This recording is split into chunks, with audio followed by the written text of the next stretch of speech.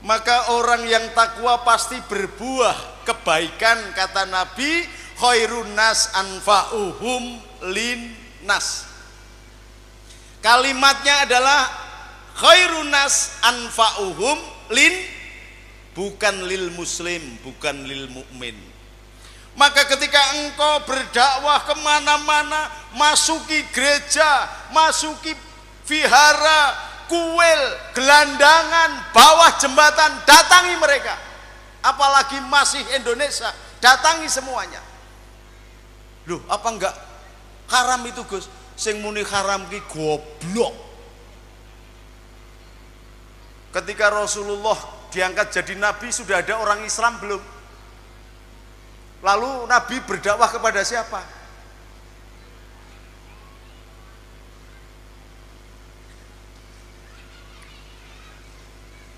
Datangi mereka, ajak, perdengarkan kemerduan Al-Quran. Kayak tadi anak kecil tadi baca Quran mendayu-dayu kayak begitu, luar biasa. Innamal mu'minuna idza dzukirallahu wajilat qulubuhum. Dari suaranya aja orang bisa menggetarkan hati. Saya lihat sampean malah plira, plire, plengak, plenguk, mbokne wedok neng ndi to kae. Sing ibune juga pakne linggih neng ndi to kae.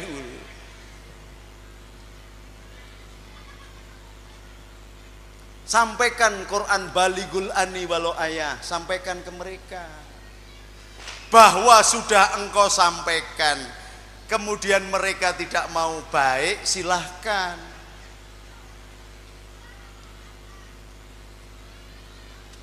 Loh, Qur'annya kan mengatakan bahwa orang kafir itu tidak mungkin, Gus. Sawaun alaihim andartahum an lam tundirhum la yu'minun. Dikandani enggak dikandani padha wae. Ning kowe wis ngandani apa durung? Sudah memberitahu mereka atau belum? Kalau belum kok kamu jujuk-jujuk sudah mengatakan bahwa mereka tidak mungkin percaya? Belum tentu. Sayyidina Musa itu diperintah oleh Allah. Apakah Allah tidak tahu bahwa yang namanya Fir'aun itu tidak akan masuk Islam? Apakah tidak tahu? Tapi kewajiban kita atas manusia menyampaikan dakwatul Islam kepada siapa saja. Nabi Musa dan Harun diminta untuk datang ke Fir'aun untuk menyebut la ilaha illallah. Orang gelem tidak masalah, tapi sudah disampaikan. Anda tahu nggak bendahara PBNU yang namanya Dr. Haji Bina Suhendra itu adalah anak pendeta Katolik, keturunan Cina, direktur Buringer Kimia Farma, Papros, direkturnya utama. Cina presiden mahasiswanya, Cina Katolik di Jerman. Tapi saya datangin, assalamualaikum Mas Bina. Saya ajak ngobrol sampai kepada menjelaskan Allah dengan mekanisme hukum fisika, hukum kimia. Saya jelaskan tentang hukum antariksa, saya jelaskan tentang hukum begini. Lalu masuk Islam, sekarang menjadi bendahara umum, pengurus besar Nahdlatul Ulama se-Indonesia. Saya yang Islamin.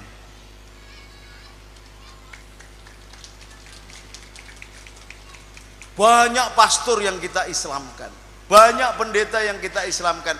Tapi ya begitu caranya kayak Rasulullah. Gak usah masuk Islam, agamamu gak bener, gak usah.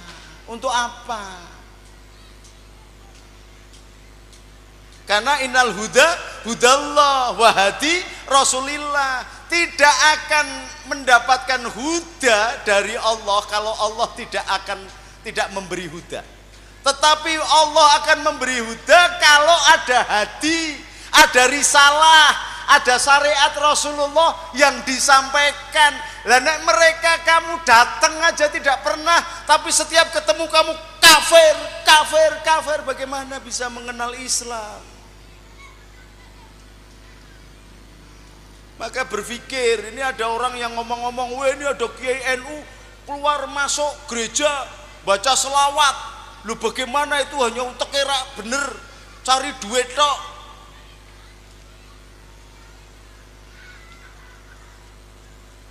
Lu bagaimana? Wong itu dulunya itu sopir bis di Arab namanya Syekh Abdul Qadir. Nama itu nggak boleh pakai syekh, itu nggak boleh, wong syekh itu gelar. Ini karena bapaknya kepengen dia jadi orang hebat saja, maka ditambahi Syekh Abdul Qadir. Wong jenengan kok insinyur, kayaknya enggak, sekolah dulu dapat gelar insinyur. Ini enggak, tahu-tahu namanya insinyur, namanya doktor begitu. Yang masuk gereja cari uang, ulama cari duit, utekin jeblok. Lha wong Gus Dur itu yang ngajarkan. Yang mengajarkan Gus Dur itu adalah Rasulullah. Rasulullah malah masuk ke rumahnya orang Yahudi yang matanya buta, mengajarkan moralitas agama sampai kemudian masuk Islam. Rasulullah yang masuk ke rumahnya orang Majusi yang setiap hari ngirim tai, dan kemudian karena kelembutan hatinya Majusi masuk Islam. Maka kalau suaranya bagus silahkanlah, tapi barang selawat boleh. Barang selawat mengutamakan selawat Nabi aja saya sudah dapat bayaran 60 juta, 70 juta sekian, silahkan. Tapi jangan ikut-ikut ngomong soal agama, ramudeng. Mung suarane apik tok ya wis barang selawat wae. Tapi jangan ngomong-ngomong soal ilmu, nanti malah nabrak yang lain-lain. Ngaku mustasar NU saya ini dari bayi. Pengurus Ansor, komandan Banser, sekarang jadi komandan pendekar pagar Nusa se-Indonesia. Pengurus NU, Panglima pasukan berani mati, bukan Panglima Banser, pasukan Panglima berani mati ini. Janganlah dengan kelembutan, dengan moral. Gus, kok kenapa sampean masuk gereja begitu dong? Jangan kemudian ngomong di luar, ini ada kiai ngaku NU, ngaku Gus, ceramah di ini, masa Tola Al-Badru disuruh masuk gereja? Loh, kalau memang bener Tola Al-Badru masuk gereja, kan gerejanya jadi masjid. Goblok orang dindo gitu loh, gimana? Berarti Rasulullah sudah menguasai mana-mana gitu loh. Itu berani mati. Maka jangan dengan kekerasan. Ngomong, Gus kok awakmu kok ceramah neng gereja, takon dong.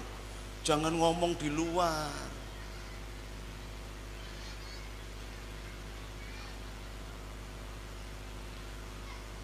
Wal afina aninas, saya memaafkan, mudah-mudahan dibuka hatinya dan tahu bahwa Rasulullah tidak secetek itu. Rasulullah jin saja kepingin masuk Islam, datang kepada Rasulullah, diterima. Jin, pohon kurma yang dulu menjadi senderannya Rasulullah ketika hijrah, nangis. Rasulullah mendengar tangisan pohon kurma, lalu pohon kurmanya mengatakan, ya Rasulullah, bagaimana aku bisa dekat dengan engkau? Karena aku pohon kurma, yang lain bisa dekat dengan membaca sholawat saja, engkau bisa selamatkan dia dengan membaca syahadat, engkau selamatkan dia. Aku pohon kurma. Lalu bagaimana nasibku setelah engkau sandari dulu, bertahun-tahun engkau tidak pernah melihat aku? Lalu dengan mukjizatnya Nabi Rasulullah menangis, hatinya tergerak. Pohon kurma saja mencintai Nabi. Maka Rasulullah juga memperlakukan pohon kurma sebagaimana manusia. Baik, kalau begitu wahai pohon kurma, ayo ikut kepadaku. Jalan, lalu dijadikan tiang rumahnya Nabi. Tiang rumahnya Nabi itu yang sekarang menjadi Raudhah. Di situ ada makamnya Sayyidina Abu Bakar, Sayyidina Umar, dan Rasulullah Muhammad SAW.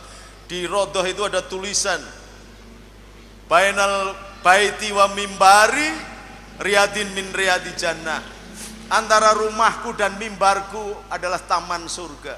Di antaranya ada pohon kurma yang dulu menangis karena rindunya kepada Nabi.